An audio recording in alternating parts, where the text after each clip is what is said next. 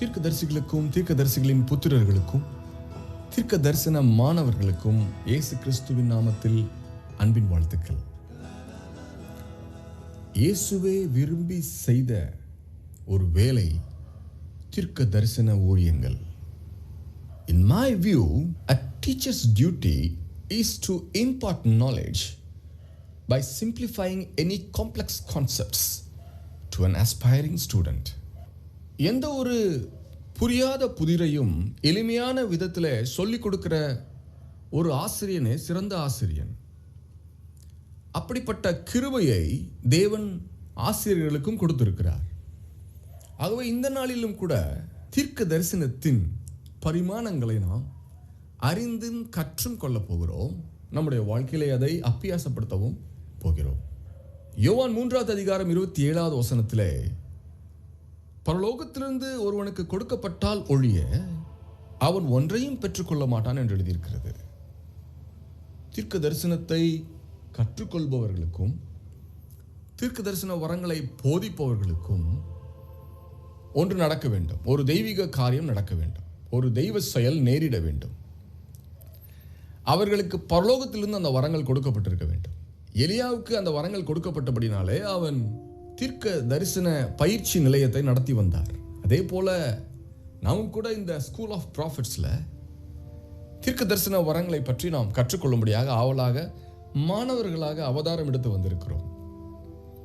எப்பொழுதெல்லாம் நாம் நம்மை மாணவர்கள் என்று நினைத்துக் கொள்ளுகிறோமோ அப்பொழுதெல்லாம் நம்முடைய வயது குறைகிறதாய் நம்முடைய இருதயத்திற்கு தோன்றுகிறது. ஒரு உற்சாக அலை வீசுகிறது. நாம் தொடர்ந்து பல காரியங்களை கற்றுக்கொள்கிறோம். 1 சாமுவேல் 17:34 ஒரு சம்பவத்தை நாம் பார்க்கிறோம்.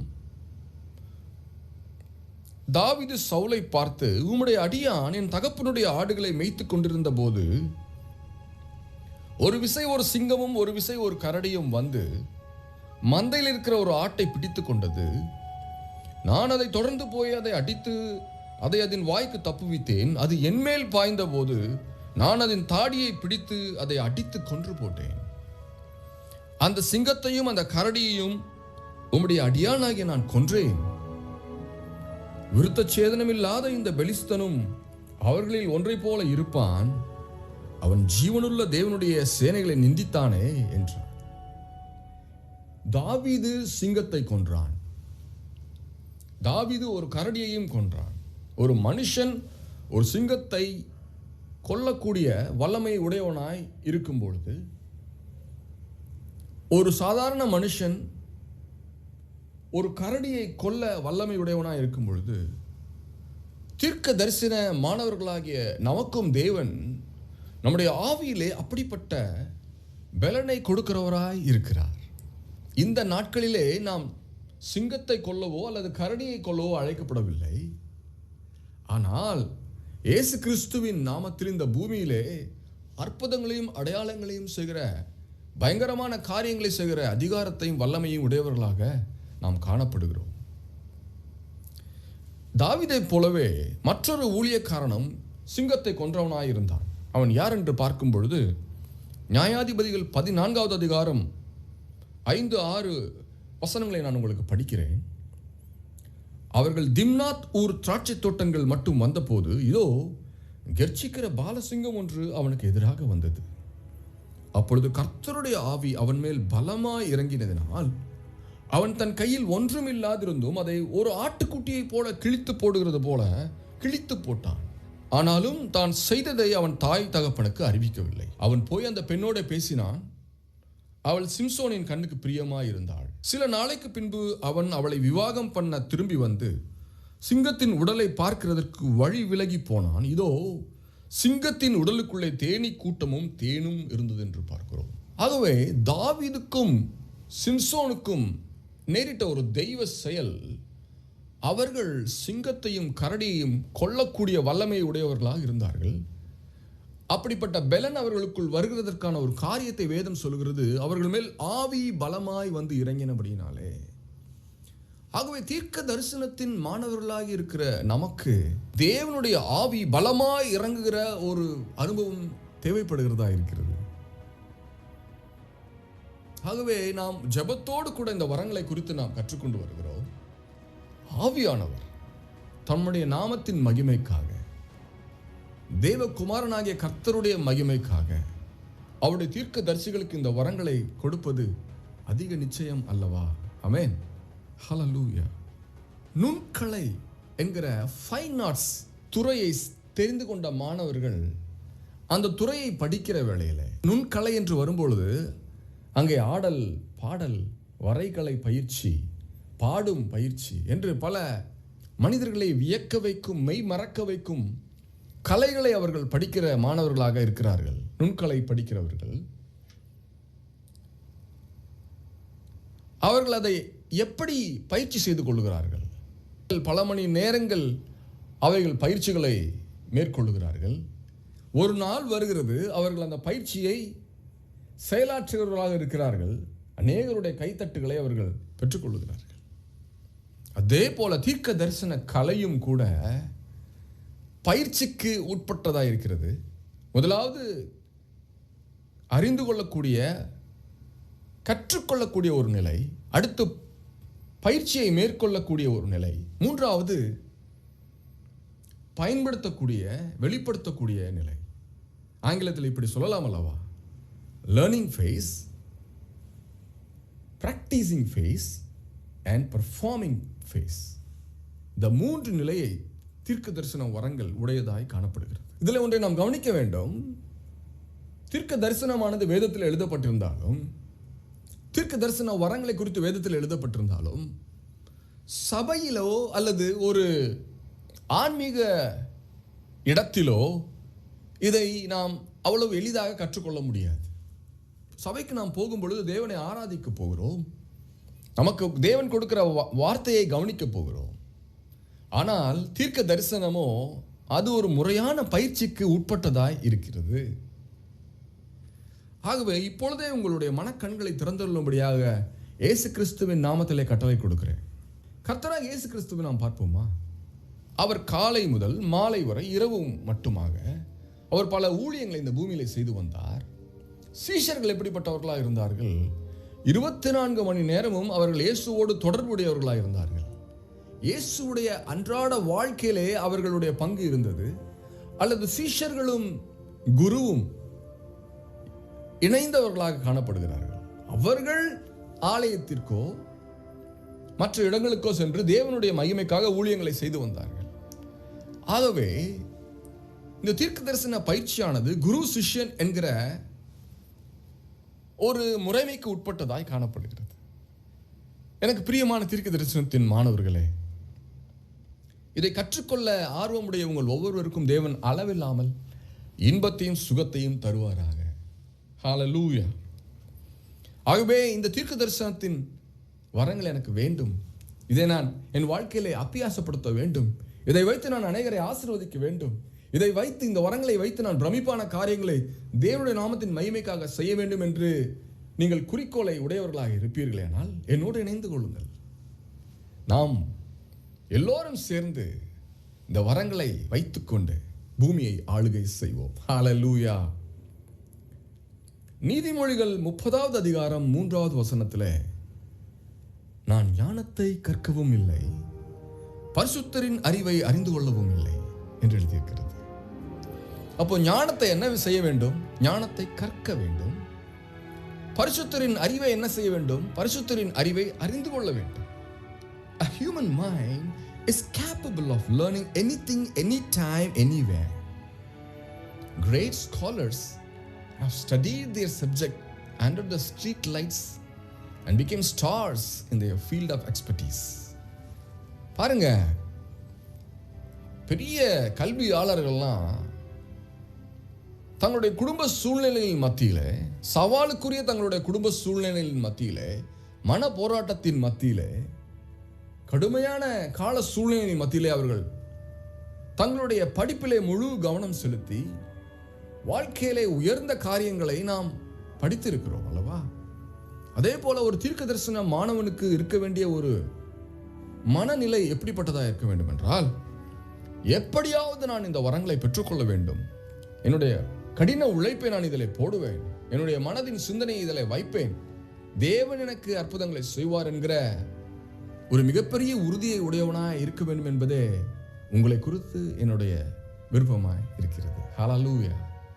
தீர்க்க தரிசனத்தை நாம் கற்றுக்கொள்ள முடியும், பயிற்சி செய்ய முடியும், பர்ஃபார்ம் பண்ணவும் முடியும். ஏனென்றால் தீர்க்க தரிசனமானது ஒரு கலைக்கு அடுத்த விதத்தில், ஒரு கலைக்கு அடுத்த காரியமாக நான் உங்களுக்கு முன்பதாக வைக்கிறேன். நான் கலை என்று சொல்லும் பொழுது தீர்க்க தரிசனம் என்கிற ஒரு பிரம்மாண்டம் ஒரு சிறிய நிலைக்கு உங்கள் முன்பதாக நிறுத்தப்படுகிறது. எப்பேற்பட்ட பிரம்மாண்டமான புரிந்து கொள்ள முடியாத ஒரு காரியத்தை ஒரு ஆசிரியனால் ஒரு மனிதனுக்குள், ஒரு மாணவனுக்குள்ளாக தான் சொல்லுகிற வார்த்தையின் மூலமாக சிறிதாய் காட்ட முடியும். அந்த காரியத்தை தான் உங்களுக்கு நான் செய்து கொண்டிருக்கிறேன். தீர்க்க தரிசனத்தின் அவசியம் என்ன? ஒரு சமுதாயத்திற்கு தீர்க்க தரிசனம் ஏன் தேவை, அல்லது ஒரு தீர்க்கதரிசிகள் ஏன் ஒரு சமுதாயத்திற்கு தேவைப்படுகிறார்கள்? நீதிமொழிகள் 29வது அதிகாரம் 18வது வசனத்திலே, தீர்க்க தரிசனம் இல்லாத இடத்தில் ஜனங்கள் சீர்கெட்டு போவார்கள் என்று எழுதியிருக்கிறது. தீர்க்க தரிசனம் இல்லாத இடத்துல, இப்படி சொல்லலாமா, தீர்க்க தரிசிகள் இல்லாத இடத்துல ஒரு சமுதாயம் சீர்கெட்டு போய்விடும். ஆகவே தீர்க்க தரிசனங்கள் ஒரு சமுதாயத்திற்கு இன்றியமையாத தலைவர்களாக இருக்கிறார்கள்.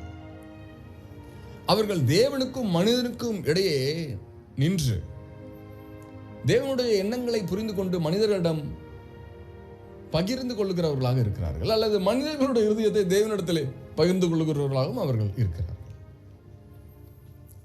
ஆகவே ஒரு சமுதாய தேவையை நாம் இப்பொழுது அறிந்து கொண்டோம். இரண்டாவதாக, ஒரு தீர்க்கதரிசியானவன் எப்படி தன்னை பயிற்றுவித்துக் கொள்ளுகிறான் என்று பார்க்கும் பொழுது முதலாவது வருகிறது, நீதிமானோ பாடி மகிழ்கிறான் என்று எழுதியிருக்கிறது. என்னை கேட்டுக்கொண்டிருக்கிற வாலிபர்களே, ஒருவேளை நீங்கள் நரம்பு கருவிகள் வாசிக்கிறவர்களாக இருப்பீர்களே ஆனால், குறிப்பாக கிட்டார், வயலின், மேண்டலின் மற்றும் பல இசை கருவிகளை, குறிப்பாக நரம்பு கருவிகளை நீங்கள் வாசிப்பவர்களாக இருப்பீர்களே ஆனால், தேவனுடைய அபிஷேகம் உங்கள் மேலே அதிகமாக இறங்கக்கூடிய சூழ்நிலைகள் உண்டு. ஆகவே அப்படிப்பட்ட இசை கலைஞர்கள், குறிப்பாக நீங்கள் ஆலயத்திற்கு சென்று துதி ஆராதனையிலே பங்கு பெறுகிறவர்களாக இருப்பீர்களே ஆனால், முதலாவது தேவன் தன்னுடைய அழைப்பை உங்கள் மீது போடுகிறார். ஹல்லேலூயா. தேவனுடைய நாமம் மகிமைப்படுவதாக. இரண்டாவது, ஞானிகளோ குரோதத்தை விலக்குகிறார்கள் என்று எழுதியிருக்கிறது. மனிதர்கள் கோபப்படுகிறவர்களாக இருக்கிறார்கள். அவர்களுடைய போராட்டத்தை எப்படியாவது இன்னொரு மனிதனிடம் வெளிப்படுத்துகிறவர்களாக அவர்கள் இருக்கிறார்கள். அந்த கோபமானது வெளிப்படுத்தப்படும் பொழுது அது கிரியையாய் மாறி ஒரு மனிதனையோ ஒரு மனுஷியோ பட்சிக்கிறதா இருக்கிறது, அழிக்கிறதா இருக்கிறது. அப்பேற்பட்ட சூழ்நிலையிலிருந்து மனித குலத்தை பண்படுத்துகிறவர்களாக தீர்க்கதரிசிகள் இருக்கிறார்கள். ஏனென்றால் தீர்க்கதரிசிகளுக்கு ஞானிகள் என்று வேதம் பேர் சொல்லி அழைக்கிறது. ஞானிகள் என்ன செய்கிறார்கள்? குரோதத்தை விலக்குகிறார்கள். மூன்றாவதாக, நீதிமான் ஏழைகளின் நியாயத்தை கவனித்து அறிகிறான், துன்மார்க்கனோ அதை அறிய விரும்பான் என்று எழுதியிருக்கிறது. சமுதாயத்திலே எங்கெல்லாம் ஒடுக்கப்பட்ட சமுதாயம் குரல் எழுப்புகிறதோ, எங்கெல்லாம் ஜனங்கள் ஒடுக்கப்படுகிறார்களோ, அவர்களுடைய சார்பாக குரலை எழுப்புகிறவனாக ஒரு தீர்க்கதரிசி செயல்படுகிறான். நீதிமான் ஏழைகளின் நியாயத்தை கவனித்து அறிகிறான் என்று எழுதியிருக்கிறது. நீதிமான் என்று இங்கு நாம் சொல்லும் பொழுது தீர்க்கதரிசி என்றே நாம் எடுத்துக்கொள்ள வேண்டும். இயேசு கிறிஸ்துவின் இரத்தத்தினாலே கழுவப்பட்ட எல்லோரும் நீதிமான்கள்.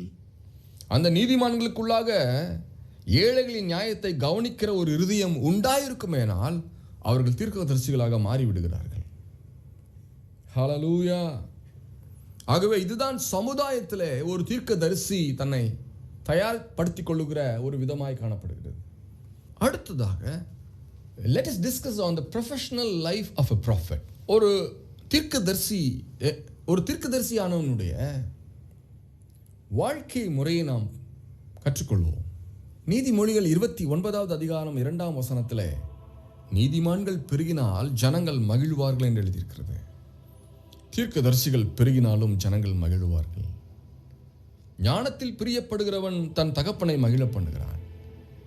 நீதிமான்கள் பெருகும் பொழுது ஜனங்கள் பெருகுகிறார்கள். ஒரு தீர்க்கதரிசியானவன், ஒரு தீர்க்க தரிசனத்தின் மாணவனானவன் தன் இருதயத்தை செலுத்துகிற வேளையில அவனை உண்டாக்கின பிதாவானவர் மகிழ்கிறார். அதைத்தான் இங்கே எழுதியிருக்கிறது. ஞானத்தில் பிரியப்படுகிறவன் தன் தகப்பனை மகிழ பண்ணுகிறார் என்று எழுதியிருக்கிறது. கர்த்தரை அறிந்த அவருடைய பிள்ளைகளாகிய நம்முடைய மிகப்பெரிய அழைப்பு நம்முடைய பிதாவை மகிழ வைப்பது.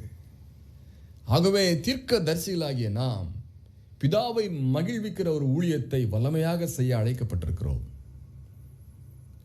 அதே நீதிமொழிகள் 29வது அதிகாரம் 15வது வசனத்திலே அடிமையானவன் வார்த்தைகளினாலே அடங்கான், அவைகளை அவன் அறிந்தாலும் உத்தரவு கொடான் என்று எழுதியிருக்கிறது.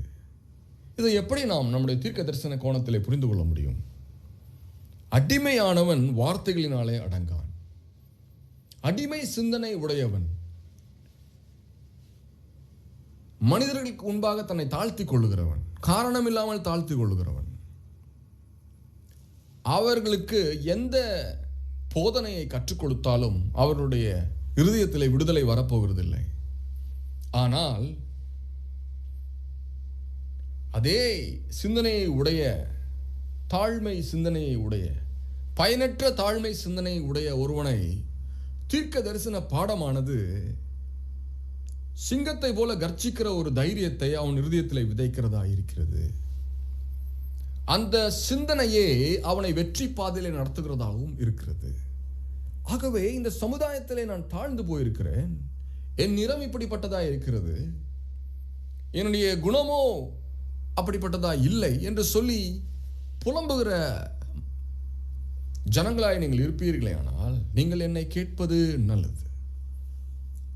என்னுடைய ஊழியத்தின் மூலம், என்னுடைய பாடங்களை கற்றுக்கொள்வதன் மூலம் உங்கள் இருதயத்திலே உங்களுக்கே தெரியாமல் ஒரு ஆளுமை சக்தி தேவனுடைய வல்லமையாலே விதைக்கப்படும். நீங்கள் சமுதாய தலைவர்களாக திடீரென்று மாறிவிடுவீர்கள். ஜனங்கள் உங்களை பணிந்து கொள்வார்கள். ஹல்லேலூயா. சரியான வார்த்தைகளை தீர்க்கதரிசிகள் அறிந்து கொள்ளும் பொழுது அவர்கள் என்ன செய்கிறார்கள்? அவர்கள் உத்தரவு கொடுக்கிறார்கள். அதைத்தான் இங்கு பார்க்கிறோம். நீதிமொழிகள் 29:19 அடிமையானவன் வார்த்தைகளினாலே அடங்கான், அவைகளை அவன் அறிந்தாலும் உத்தரவு கொடான் என்று எழுதியிருக்கிறது. ஆனால் தீர்க்கதரிசிகளாக அழைக்கப்பட்டிருக்கிற நாமோ தேவனுடைய வார்த்தை என்கிற காரியத்தை அறிந்த உடனே நாம் உத்தரவை கொடுத்து சூழ்நிலைகளை மாற்றவர்களாக இருப்பதற்காக அழைக்கப்பட்டிருக்கிறோம். ஹல்லேலூயா. ஆவியானவர் உங்களை இந்த காரியத்தில் பலப்படுத்தும்படியாக நான் ஜெபம் பண்ணுகிறேன். தீர்க்கதரிசிகள் உத்தரவு கொடுக்க அழைக்கப்பட்டிருக்கிறார்கள். தீர்க்கதரிசிகள் இயற்கைக்கு விரோதமாக அல்ல, இயற்கைக்கு விரோதமாய் போகிற சமுதாயத்தின் மீது உத்தரவை கொடுக்க அழைக்கப்பட்டிருக்கிறார்கள். தேவனுக்கு முன்பதாக கோணலானவைகளை செவையாக்கும்படியான உத்தரவை தங்கள் வாயிலே உடையவர்களாக இருக்கிறார்கள். அதை அவர்கள் செயல்படுத்துகிற வேளையிலே கோணலானவைகள் செவையாய் மாறுகிறது. ஹல்லேலூயா. ஆகவே எந்த சமுதாயமும் ஒடுக்கப்பட்டிருந்தாலும் முதலாவது ஒரு தீர்க்கதரிசியானவன் செய்ய வேண்டிய ஒரு காரியம், தன்னுடைய வாயின் வார்த்தைகளினாலே ஜனங்களுடைய இருதயத்திலே தைரியத்தை ஊட்டுகிறவனாய் அவன் இருக்கிறான்.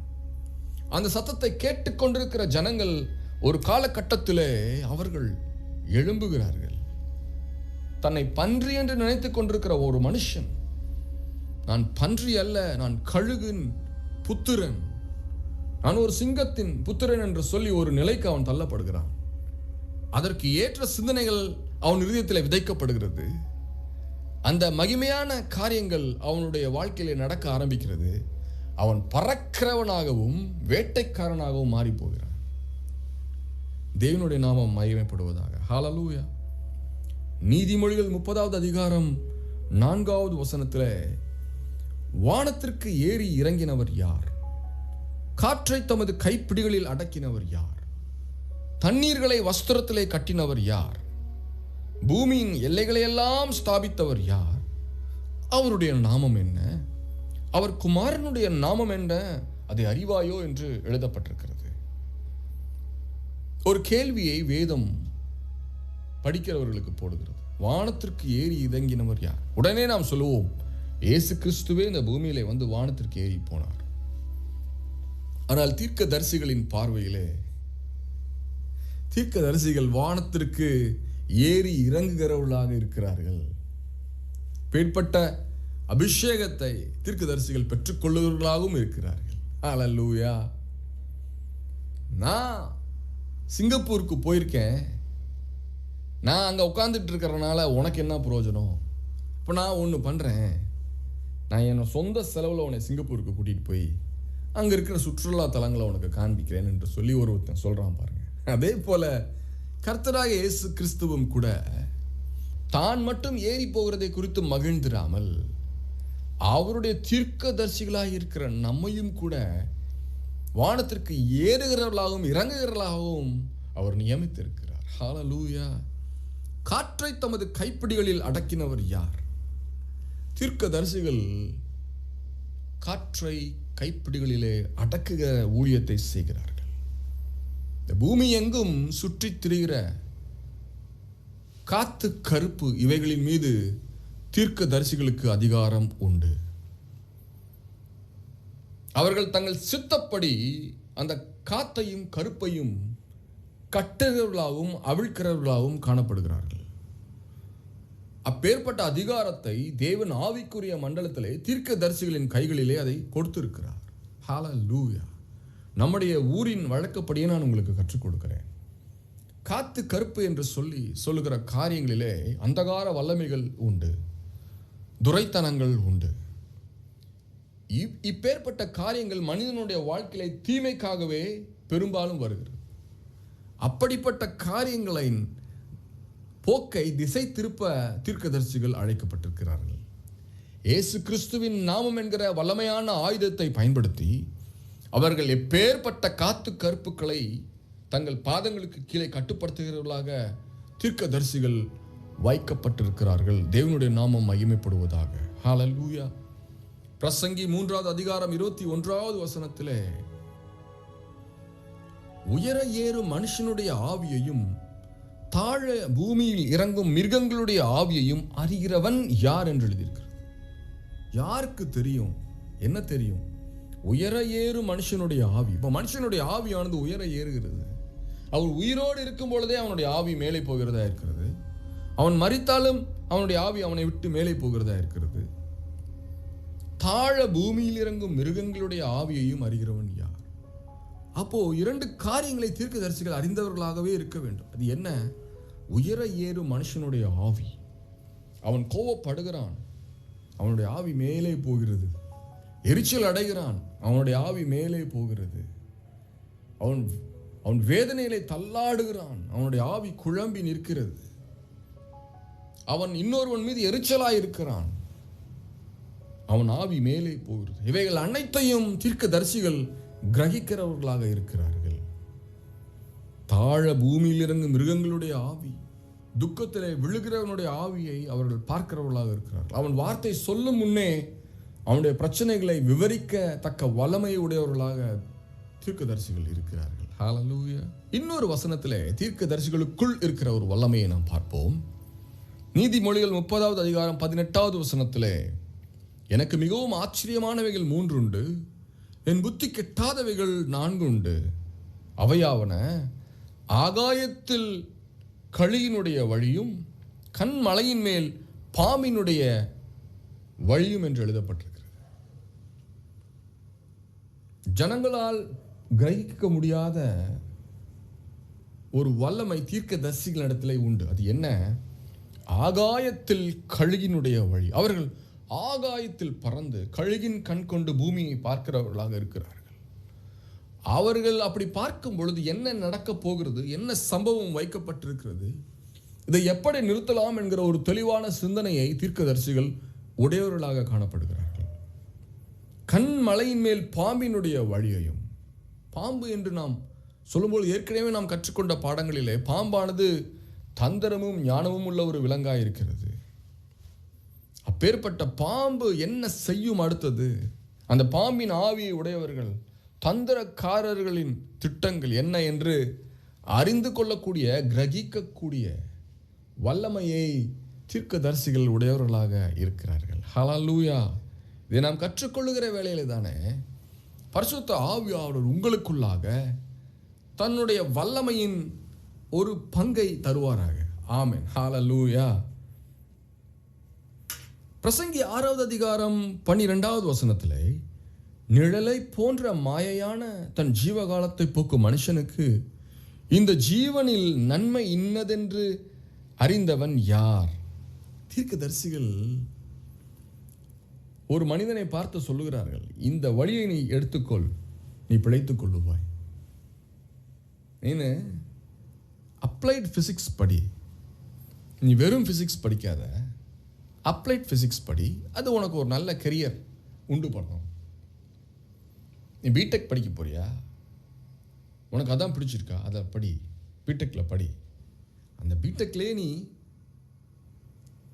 இன்ஸ்ட்ருமெண்டேஷன் படிச்சுக்கோ அப்படின்னு சொல்லக்கூடிய வல்லமையை தீர்க்கதரிசிகள் உடையவர்களாக இருக்கிறார்கள். ஆமென், ஹல்லேலூயா. அதுதான் இங்கே எழுதியிருக்கு, நிழலை போன்ற மாயையான தன் ஜீவகாலத்தை போக்கும் மனுஷனுக்கு. எல்லோருமே ஜனங்கள் எப்படி தங்களுடைய ஜீவ நாட்களை போக்கி கொண்டிருக்கிறார்கள்? நிழலை போன்ற மாயையான தன் ஜீவகாலத்தை போக்குற ஜனங்களாக தான் பெரும்பான்மையான ஜனங்கள் இருக்கிறார்கள். அப்படிப்பட்டவர்களுக்கு இந்த ஜீவனில் நன்மை எது என்று சொல்லத்தக்க அறிவை உடையவர்களாக தீர்க்கதரிசிகள் இருக்கிறார்கள் என்று வேதம் சொல்கிறது. ஹல்லேலூயா.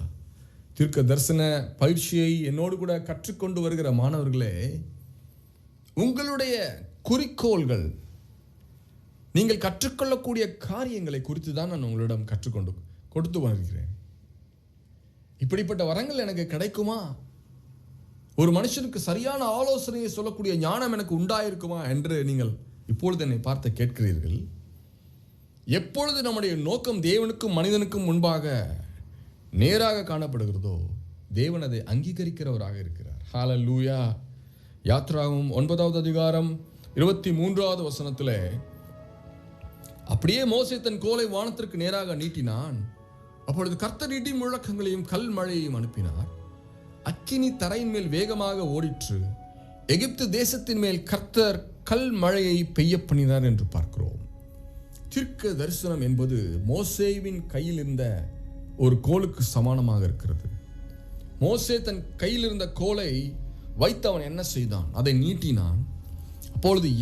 அப்பொழுது கர்த்தர் இடி முழக்கங்களையும் கல்மழையையும் அனுப்பினார் என்று பார்க்கிறோம். தீர்க்கதரிசிகளுடைய வாயில் இருக்கிற தேவனுடைய செங்கோலானது எப்பொழுதெல்லாம் நீட்டப்படுகிறதோ, எப்பொழுதெல்லாம் அருள்வாக்கு உரைக்கப்படுகிறதோ, அப்பொழுதெல்லாம் கர்த்தர் இடி முழக்கங்களையும் கல்மழையையும் அனுப்புகிற தேவனாய் நமக்கு இருக்கிறார். ஹல்லேலூயா. ஆகவே தீர்க்க தரிசன பாடத்தின் ஒரு முக்கியமான நிலை, நாம் செங்கோலை எடுக்கும் வேளையிலே, நம்முடைய வாயிலே தேவனுடைய அருள் வாக்கை உரைக்கிற வேளையிலே, பரலோகத்தின் தேவன் அங்கீகரித்து அதற்கு பதிலாக அவர் என்ன செய்கிறார்? உடனடியாக இடி முழக்கங்கள் கல்மழையை அனுப்புகிறார். இந்த இடி முழக்கங்கள் கல்மழைகளே நாம் என்ன வார்த்தை சொல்கிறோமோ அது இந்த பூமியிலே பலிக்கும்படியாக உருவேற்படுகிறது. தேவனுடைய நாமம் மகிமைப்படுவதாக. ஹல்லேலூயா. யாத்ராகமம் 3வது அதிகாரம் 3வது வசனத்தில், அப்பொழுது மோசே, இந்த முட்செடி வெந்து போகாது இருக்கிறது என்ன? நான் கிட்ட போய் இந்த அற்புத காட்சியை பார்ப்பேன் என்றார். தீர்க்கதரிசிகள் அற்புத காட்சியை பார்ப்பதற்காகவே அழைக்கப்பட்டிருக்கிறார்கள். இந்த தீர்க்கதரிசிகள் எந்த சூழ்நிலைகளிலே அற்புத காட்சியை பார்க்க அழைக்கப்பட்டார்கள்? வழி தெரியாத வேளையிலே தேவன் அவர்களை இழுக்கிறார். அவர்களுக்கு முன்பதாக ஒரு பச்சை செடியை நெருப்பாக எரிய பண்ணுகிறார். அதை பார்க்கும் பொழுது தேவனுடைய அற்புதம் அந்த தீர்க்கதரிசிக்கு புரிகிறதா இருக்கிறது.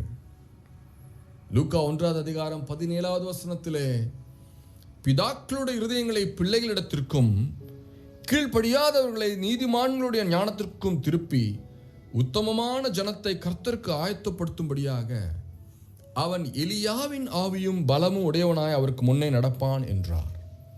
தீர்க்கதரிசிகள் என்ன செய்கிறார்கள்? பிதாக்களுடைய இருதயங்களை பிள்ளைகளிடத்திற்கு திருப்புகிறார்கள். அப்போ பிதாக்களுடைய இருதயம் எப்படிப்பட்டதா இருக்கிறது? கடினமா இருக்கிறது.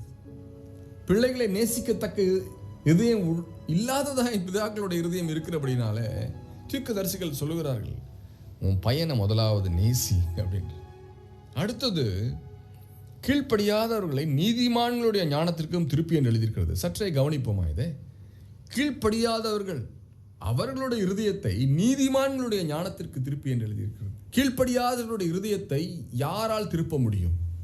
ஒருவன் நான் கீழ்ப்படியவே முடியாது என்று கடினமாக இருக்கிறான். தேவனுடைய வார்த்தை ஏற்றுக்கொள்ள முடியாது என்று கடினமாக இருக்கிறான். தேவன் சொல்லக்கூடிய நியாயமான காரியங்களை நான் ஏற்றுக்கொள்ளாமல் என் விருப்பப்படி தான் செய்வேன் என்று ஒரு மனுஷன் சொல்வானே, ஆனால் அவனை நீ செய்யாதே என்று சொல்லும் பொழுது அவனை அடித்து விடுவான். ஒருத்தனை பார்த்து சொல்கிறோம், திடீர்னு ஒருத்தர் சிகரெட் குடிச்சிட்டு போகிறாரு, அவரை பார்த்து ஏன்பா சிகரெட் குடிக்கிற, உடம்புக்கு நல்லது இல்லைன்னு சொன்னால் அவர் என்ன சொல்லுவார்? உன் வேலையை பார்த்துட்டு போய அப்படிம்பார். அப்போ கடினமான இருதயத்தை உடனடியாலாம் திருப்ப முடியாது. ஆனால் தீர்க்கதரிசிகளுடைய வாழ்க்கையிலே காணப்படுகிற அதிகாரமானது அவர்கள் ஞானத்தினால் நிரம்பி பேசுகிற பேச்சை கடினமான இருதயம் உடைய கீழ்ப்படியாத ஜனங்கள் அவர்களுடைய இருதயத்திலே மாற்றங்களை உண்டு பண்ணுகிற ஒரு வல்லமையை தீர்க்கதரிசிகள் உடையவர்களாக காணப்படுகிறார்கள். அப்படிப்பட்ட கீழ்ப்படியாதவர்களை எதற்கு நேராக தீர்க்கதரிசிகள் நடத்துகிறார்கள்? நீதிமான்களுடைய ஞானம். அப்போ நீதிமான்கள் என்று வரும்பொழுது அவர்கள் ஞானமுடையவர்களாக இருக்கிறார்கள். என்ன ஞானம்? நீதிமான்களுடைய ஞானம் எப்பொழுது விளங்கும்? அவர்கள் இயேசு வண்டையிலே வரும்பொழுது அவர்கள் நீதிமான்கள் என்று விளங்கும். நீதிமான்கள் கர்த்தராகிய இயேசு கிறிஸ்துவே மெய்யான தெய்வம் என்று அறிகிற வேளையிலே அவர்களை நோக்கி தீர்க்கதரிசிகள் கீழ்ப்படியாதவர்களை நடத்துகிறார்கள். இப்படிப்பட்ட ஞானமுடையவர்களாக இருக்கிறார்கள் என்று சொல்லி கீழ்ப்படியாத ஜனங்கள் தங்களை தேவனுடைய வார்த்தைக்கு ஒப்புக் கொடுக்கிறவர்களாக இருக்கிறார்கள். ஹல்லேலூயா. எபேசியர் 1:19 தாம் கிறிஸ்துவை மரித்தோரிலிருந்து எழுப்பி அவரிடத்தில் நடப்பித்த தமது பலத்த சத்துவத்தின் வல்லமையின்படியே விசுவாசிக்கிறவர்களாகிய நம்மிடத்திலே காண்பிக்கும் தம்முடைய வல்லமையின் மகா மேன்மையான மகத்துவம் இன்னதென்றும் நீங்கள் அறியும்படிக்கு அவர் உங்களுக்கு பிரகாசமுள்ள மனக்கண்களை கொடுக்க வேண்டும் என்றும் வேண்டிக் கொள்கிறேன். அந்த வசனத்தை நாம் சற்று கவனிக்கும் பொழுது தீர்க்க தரிசனம் என்பது பலத்த சத்துவத்தின் வல்லமை என்று நாம் அர்த்தம் கொள்ளலாம். தாம் கிறிஸ்துவை மரித்தோரிலிருந்து எழுப்பின வல்லமைக்கு பெயரே பலத்த சத்துவத்தின் வல்லமை. இந்த பலத்த சத்துவத்தின் வல்லமையே தீர்க்க தரிசன வரமாக ஒருவனுக்குள் விதைக்கப்படுகிறது. அவன் தீர்க்கதரிசியாய் மாறி பெரிய காரியங்களை இந்த பூமியிலே செய்கிறவனாய் மாறி விடுகிறான். விசுவாசிக்கிறவர்களாகிய நம்மிடத்திலே காண்பிக்கும் தம்முடைய வல்லமையின் மகா மேன்மையான மகத்துவம் இன்னதென்றும் தேவனுடைய மகா மேன்மையான மகத்துவம் இன்னதென்று வெளிப்படுத்துகிறவர்களாக தீர்க்கதரிசிகள் இருக்கிறார்கள். அதை எப்படி அவர்கள் வெளிப்படுத்துகிறார்கள்? அவர்கள் தேவனுடைய பலத்த சத்துவத்தின் வல்லமையை தீர்க்க தரிசனமாக சொல்லி இந்த பூமியை கலக்குகிறவர்களாகவும் தனிப்பட்ட ஒரு மனிதனுடைய வாழ்க்கையை மாற்றங்களை உண்டு பண்ணுகிறவர்களாகவும் அரசியல் சூழ்நிலைகளை மாற்றுகிற அதிகாரத்தை உடையவர்களாகவும் இந்த தீர்க்கதரிசிகள் வைக்கப்பட்டிருக்கிறார்கள். ஆகவே இந்த சிந்தனைகளோடு கூட நான் இந்த நாளிலே வகுப்பிலிருந்து கடந்து செல்கிறேன். அப்பா பிதாவை இயேசு கிறிஸ்துவின் நாமத்திலே வருகிறோம். என்னோடு கூட தீர்க்க தரிசன பாடங்களை கற்றுக்கொள்கிற உம்முடைய பிரியமான மாணவர்களுக்கு உம்முடைய ஆசீர்வாதத்தை தந்தருளும்படியாய் ஜெபம் பண்ணுகிறேன். அவர்களுடைய வாழ்க்கையிலே இப்படிப்பட்ட தீர்க்க தரிசன வரங்கள் ஒன்றொன்றாக நிறைவேற ஆண்டவரை வெளிப்பட இந்த நாளிலே அவர்களை உம்முடைய கரத்திற்குள் ஒப்புக் கொடுக்கிறேன். பரிசுத்த ஆவியானவர் உம்முடைய வல்லமையினாலே அவர்களை நிரப்பி அவருடைய இருதயத்தை நீர் விரிவுபடுத்துகிறதற்காக நன்றி செலுத்துகிறேன். இயேசு கிறிஸ்துவின் நாமத்திலே பெற்றுக்கொள்கிறோம் எங்கள் நல்ல பிதாவே, ஆமென். ஹல்லேலூயா. மற்றும் ஒரு வகுப்போடு இந்த தீர்க்க தரிசன காரியங்களை கற்றுக்கொள்ள நான் உங்களோடு இணைகிறேன். அதுவரைக்கும் தேவனுடைய பாதுகாக்கும் கரங்கள் உங்களோடு கூட இருப்பதாக. ஷலோம்.